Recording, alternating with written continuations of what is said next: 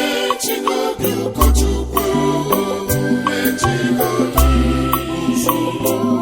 usoro Melkisedek, Oribe Kristi megoro gị, okwu ihe aha ya dị asọ. Oribe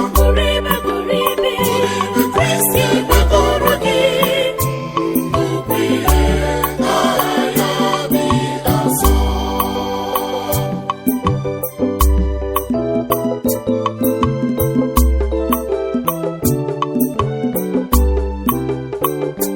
Dịka onye tere ude dị asọ, nwanne m, ị ga-abụ onye dị asọ, ya kwado ndị nke gị asọ.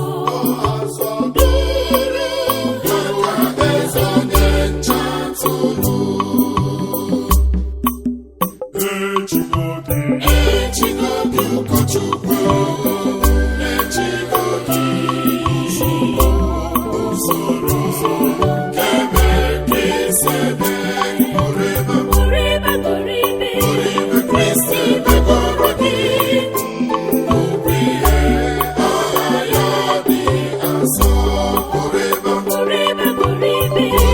Kristi megoro gị, okwu ihe aha ya dị asọ.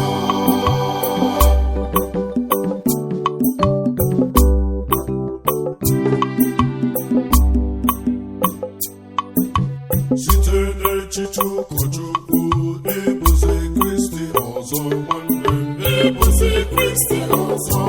Ya mere ihe ọ bụla ị na-eme na ndụ gị, ebe ya etu Kristi siri mee ya. Mgbe ọbụla enwechara na-elọta, nwanne m, ebe ya na ncheta Kristi. Echigo gị ụkọchukwu, echigo gị usoro Melkisedek, Oribe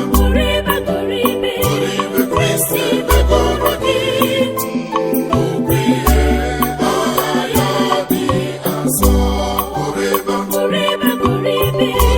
Kristi megoro gị, okwu ihe aha ya dị asọ.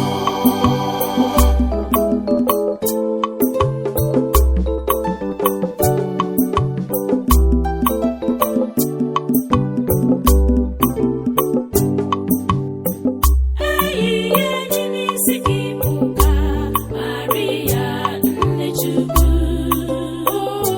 nne Kristi, nne nke ọrịa niile. Chebe gị oge niile, yọtara gị ahịhịa. N'aka nwa ya Jesu, nnukwu ụkọchukwu.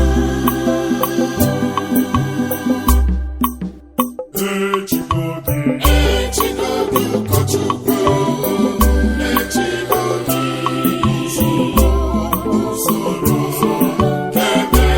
Melkisedek, Oribe Kristi megoro gị, okwu ihe aha ya dị asọ. Oribe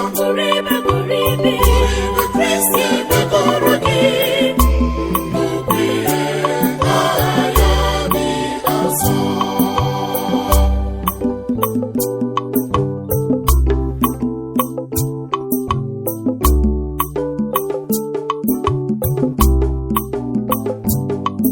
Otito dịrị Jesu, otito dịrị Jesu, dịrị onye siri n'etiti anyị. Ọbara gị bụrụ odibo ya.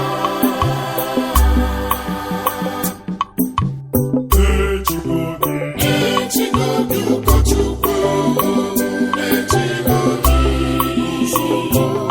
usoro Melkisedek,